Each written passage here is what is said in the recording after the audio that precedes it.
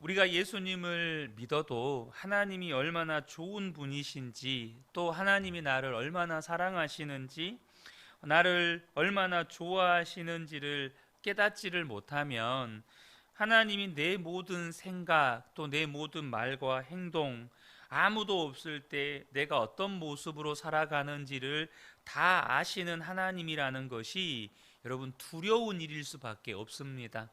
왜 스토킹이 범죄입니까? 나의 일상의 삶을 그 사람이 관찰하고 있다. 그 사람이 다 보고 있다. 여러분, 이거는 굉장히 큰 두려움인 거예요. 마찬가지로 하나님과 나와의 관계가 이런 친밀함이 없고 사랑의 하나님이라는 것을 내가 분명하게 깨닫지를 못하면 나와 함께 하시고 내 모든 것을 아시는 하나님이 두려운 하나님일 수밖에 없습니다. 본문의 다윗도 한때는 그러했습니다. 그러나 자신의 모든 것을 아시는 하나님이라는 것을 어느 순간 이것이 두려움이 아니라 놀라운 하나님의 은혜라는 것을 깨닫기 시작합니다. 하나님이 나를 지켜보고 계시는 것이 내가 뭘 잘못한 것이 없나 이렇게 노려보고 계시는 게 아니고, 나를 결코 포기할 수 없으시고 나를 버리지도 않으시고 하나님이 나를 붙잡고 보호하고 계시는 것이라는 것이 깨달아진 것이죠. 그리고 자신은 하나님이 창조한, 하나님이 만드신 존재라는 것입니다. 지금이 비록 자신이 너무나도 비참하고 너무나도 고통스러운 지옥과도 같은 처지에 있지만 이것이 하나님의 원래의 계획이 아니라 나를 창조하신 하나님, 나를 사랑하신 하나님의 뜻과 계획이 있다는 것이죠. 이 사실을 깨닫고 난 다음에 다윗에게 일어나는 변화가 하나님이 나를 지켜보시는 것이 사랑의 눈이라는 사실을 알게 됩니다. 그리고 심지어 책망받는 것도 하나님의 은혜라는 것을 깨닫게 되는 것입니다. 이 시편 139편은 분명히 다윗의 노래이고 고백이지만 고스란히 우리들의 노래이고 우리들의 고백입니다. 그런데요, 우리가 그런 질문을 할 수 있어요. 하나님이 나를 창조하셨다는 것을 어떻게 믿을 수 있나? 이런 질문을 할 수가 있습니다. 여러분은 여러분의 어머니가 나를 낳았다는 사실을 어떻게 믿습니까?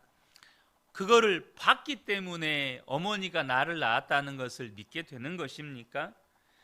우리는 그걸 보지 못했어요. 그런데도 불구하고 내 어머니고 내 아버지라는 사실을 어떻게 압니까? 바로 그분이 내 부모다, 그분들이 내 부모님이라고 하는 사실을 우리가 알게 되는 건 나의 똥기저귀를 갈아주는 모습을 보고 알게 되는 겁니다. 물론 우리는 내 기저귀를 갈아주셨을 때 부모님의 모습의 기억은 없습니다. 그런데 여러분, 부모와 다른 사람들의 차이점이 있습니다. 내 더러운 것을 바라보는 시선이에요. 내 더러운 것을 바라보는 시선이 부모와 다른 사람들은 달라요. 여러분, 내가 힘들 때, 내가 아플 때, 내가 어려운 일을 당할 때, 여러분 내게 더러운 것이 묻어 있을 때 엄마 아빠는 그것을 바라보는 시선부터가 다른 사람들과는 달라요. 다른 사람들은 내가 더러운 것이 묻어 있는 것을 보면 여러분 인상이 찡그려져요.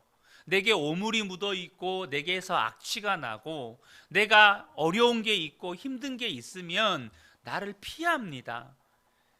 나를 피해요. 시선이 달라요. 하지만 부모님들은 어떻습니까?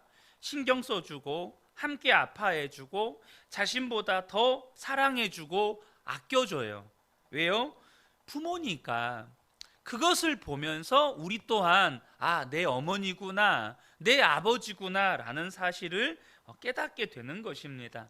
내가 태어난 장면을 봐서 아는 게 아니라는 거예요.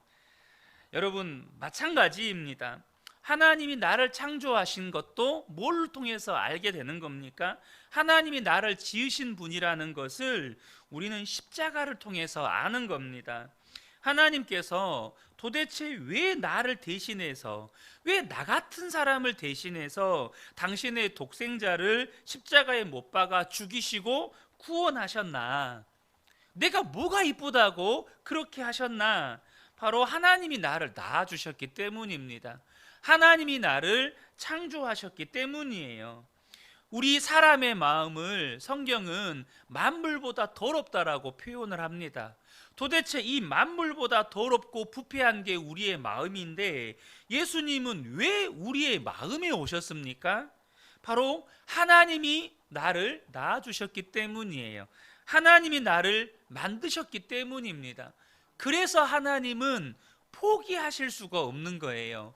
하나님이 하나님의 형상을 따라 지음받은 존재다 보니 하나님이 포기가 안 되는 거예요. 저희 누나가 이렇게 이제 제가 고3 때 약을 먹고 병원으로 급하게 옮겨졌을 때 병원 의사는 가망이 없다고 했습니다. 왜냐하면 위에 이 수면제 약이 남아 있어야 거기에서 뽑아내고 위 세척을 하고 할 텐데 이게 빈속에다가 맥주에다가 타서 이렇게 먹어버려서 몸에 물이 빠르게 흡수가 되잖아요. 빠르게 몸에 흡수가 되어서 위에 남아 있는 게 없는 거예요. 그러니까 의사는 의학적으로 위에 남아 있는 게 없고 이미 몸에 다 흡수가 되었기 때문에 의학적으로 할 수 있는 게 없습니다.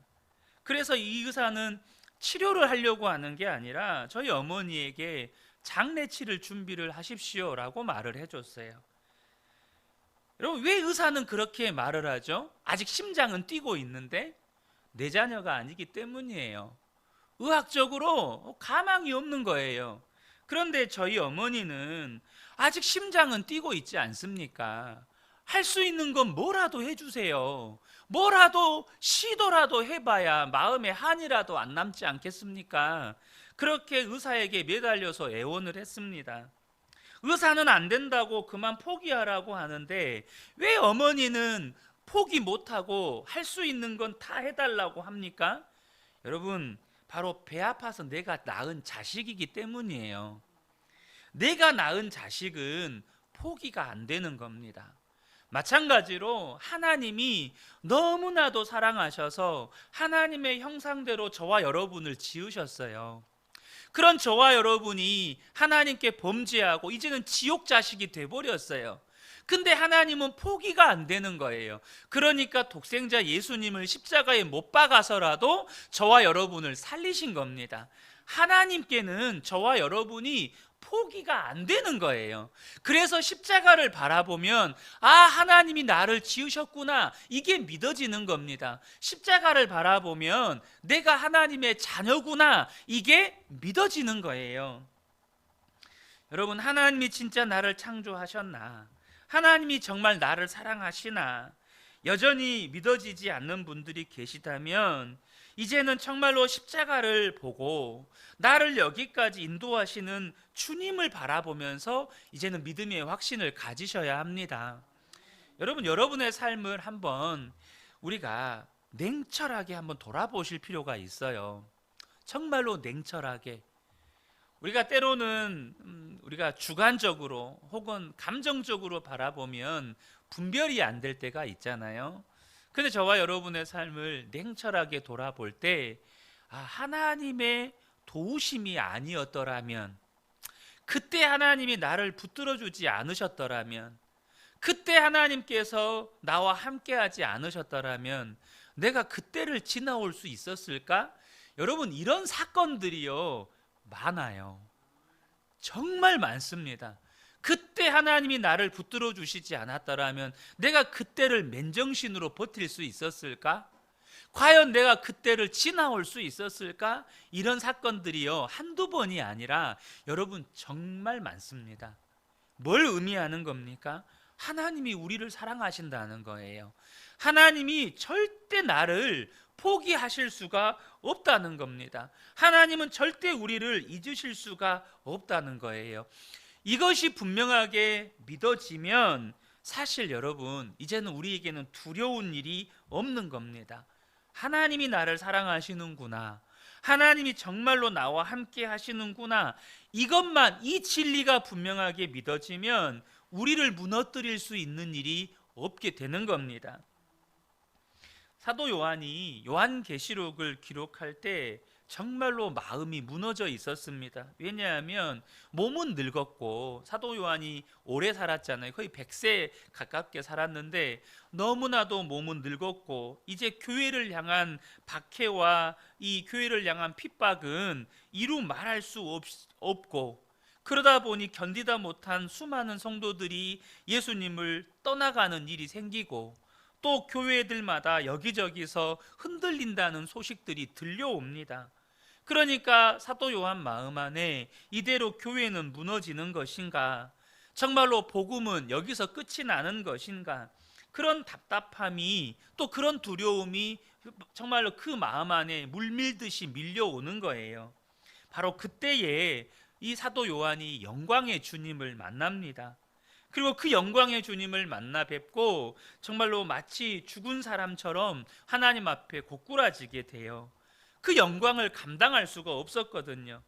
그런데 그런 가운데 사도 요한에게 정말로 눈물이 터져 나오는 겁니다. 주님의 영광을 보면서 주님의 음성이 들리는 거예요. 내가 너와 함께 있잖아. 너는 지금 혼자 있는 게 아니다. 내가 너를 붙들고 있잖아. 그 음성이 들려오는 겁니다. 여러분, 우리의 삶을 볼 때도 이 사도 요한이 주님의 영광을 경험하기 이전에 그렇게 그 마음이 무너져 버렸던 것 같은 그런 심정을 고스란히 느낄 때가 참 많습니다. 물론 비교할 수 없지만, 제가 어제 이렇게 복음을 전하고 항의 전화를 받은 후에 마음 한켠에 정말 답답한 마음이 정말 이렇게 쑥 밀려오더라고요. 설교를 하면서도 정말 답답한 마음이 제 안에 계속해서 이렇게 밀려왔어요. 사실 그 마음이 새벽에 일어났는데도 그 답답한 마음이 안 가시더라고요. 뭐 때문이었냐면, 이렇게 복음을 전하는 일이 어려운 시대가 되어버린 현실을 보면서도 안타깝기도 했고, 또 그것 때문에 마음에 답답한 마음도 있고, 어떻게 계속해서 복음을 전해야 하나, 이 생각이 머리에서 떠나지를 않는 거예요. 또 무엇보다도 이제 어제 수요예배가 끝나고 집에 돌아가면서 차 안에서 아내랑 이야기를 나누는데, 정말 이 시대가요, 부모들에게 자녀가 우상인 시대거든요. 자녀가 우상, 물론 자녀가 너무 귀하죠. 자녀를 사랑해야죠. 또 자녀를 부모로서 보호해야죠. 그런데 이 시대는 자녀가 우상인 시대입니다. 자녀에게 모든 것을 올인하는 시대예요. 그러다 보니까 이 자녀들을 과거하고는 상상할 수도 없을 만큼 자녀들을 과잉 보호하는 부모의 심리, 또 사회적인 분위기, 심지어 이제는 법적인 어떤 제도들까지 이 마귀가 강력하게 우리 미래 세대들에게 복음을 전하지 못하도록 방해하는 그런 시대구나라는 생각이 제 마음을 더욱 답답하게 만들었습니다. 당장 수요 예배를 드리는데 우리 자녀 세대가 없는 거예요. 하나님을 예배하는 자녀 세대가 없는 거예요. 여러분, 이게 당연한 일이 아닙니다. 이게 당연히 그럴 수 있지, 이게 당연한 일이 아니에요.